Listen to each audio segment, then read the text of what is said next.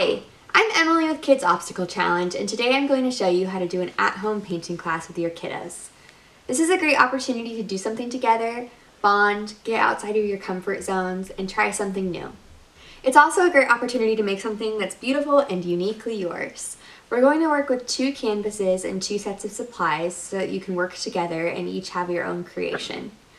Feel free to follow along and pause as needed, and remember to have fun. So to start this project, you'll need a few supplies. You'll need a towel or old newspaper, canvases, 1 for each person, a paint palette or plate, paints, at least white, orange, and black paint, but I'm also adding red, yellow, green, blue, and purple.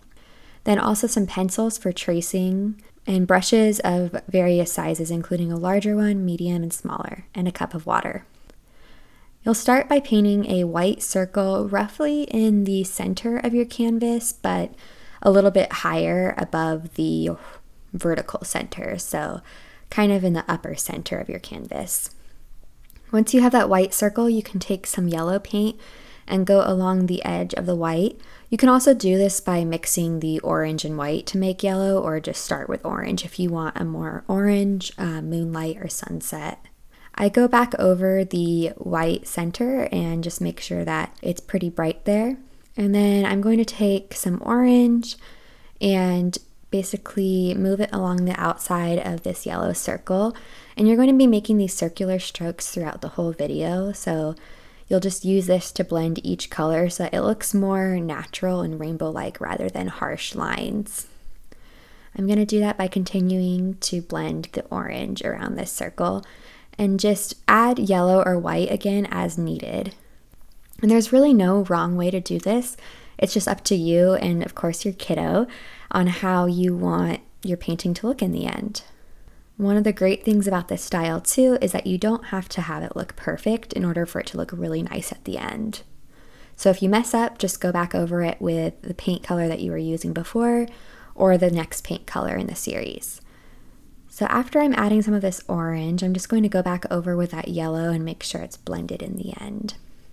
And I'm going to use some white too to make sure it's blended. After I've added quite a bit of orange, I'm going to add some red to the outside of the orange area and start blending that in to create a darker orange and eventually kind of a red aura around this. And again, just use your past colors like yellow and orange to blend that in, and even a little bit of white as needed. The next color in this, if you choose, is green. You can certainly extend the orange or red to the very end of the canvas, but I'm going to use green to create a little bit more of a dark evening sunset look. And then after I'm done blending the green with some of the red, I'm going to add blue to the colors. And feel free to blend that really nicely with the green so you get that blue-green color, even some aqua colors in there. And then I'm really just going to take the blue and extend it to the end of the canvas. And again, you can also do this with your red. You don't have to add blue or purple or green to this. You can do any color you want, really. So if you want a completely red sunset, feel free to do that. But if you want to extend the blue to the ends of your canvas, that works too. And I'm just going to take the blue and paint the sides of this painting so that when you hang it up on a wall, you won't see those weird white sides on the canvas. After that's done, I'm going to take some of the purple and then a little bit of black and darken the very edges of this painting so that you see more night sky at the very ends. And you can make this as dark as you want. You can leave it bright blue if you want too. You don't have to add purple or black. And then I'm going to go back through and just blend some more colors, anything that looks a little bit harsh to give it more of a natural look. Next, we're going to take our pencil and do our silhouette drawing on top. So I'm going to start by drawing a fairly straight line. It doesn't have to be perfect since this is just going to be the ground. And then I'm going to take my pencil and draw a tree. And I'm going to do this by basically drawing 2 vertical lines to create the tree trunk and draw some rough branches. But since this is a little bit hard to see, I'm going to zoom in and show you how to draw the animals first. So I'm going to start by drawing the elephant's head, which is basically just a circle. And then I'm going to draw the ear, which is kind of like a guitar pick shape. And I'm just tracing over what I drew before so you can see an easy way to draw an elephant in giraffe. You can also include any animals or even human silhouettes that you want. This part really makes it uniquely yours because you can do whatever animal is your favorite at the time, including, of course, your kiddo's favorite. So feel free to draw dragons, princesses, superheroes, planes, really anything that works for you. And then I'm going to trace over the legs, which I'm making kind of thick since elephants have wider legs. And I drew a big oval for the body of the elephant.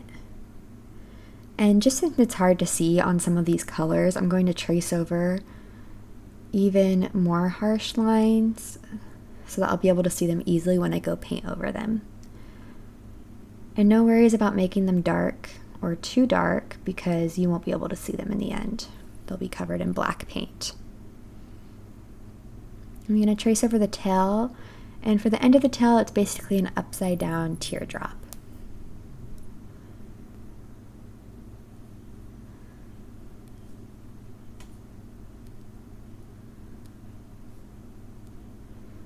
And I'm going to do the same for the giraffe. Just trace over its body, which is basically an oval and circle together, some rectangles, and bent rectangles for the legs.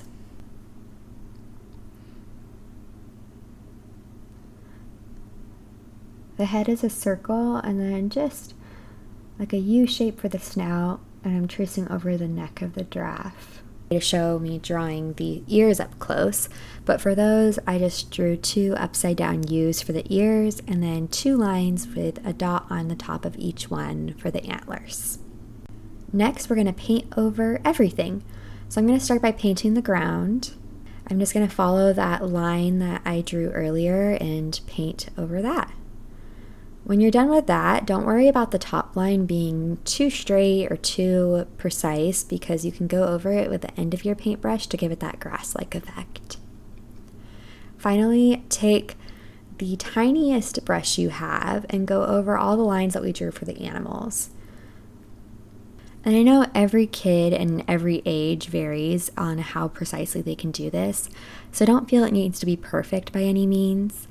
And if the elephant or giraffe ends up being too complicated or even too simple for your kid, feel free to adjust as needed. I'm going to trace over those lines and then just fill in the animals. And I painted over the tree on the left side because it was a little bit hard to show you with that angle. So I'm going to show you on the right side how I made this. Basically, the trunk of the tree is just a vertical rectangle. And then I'm creating the branches by starting my brush at one point and then dragging the brush down in an angle towards the trunk to connect it. And I'm going to do that with each branch, so just drag it and connect it to the previous branch. So it's almost like it's forking or parting off of each branch. And for the leaves, I'm going to paint horizontal ovals. And these leaves will just go at the end of each branch point.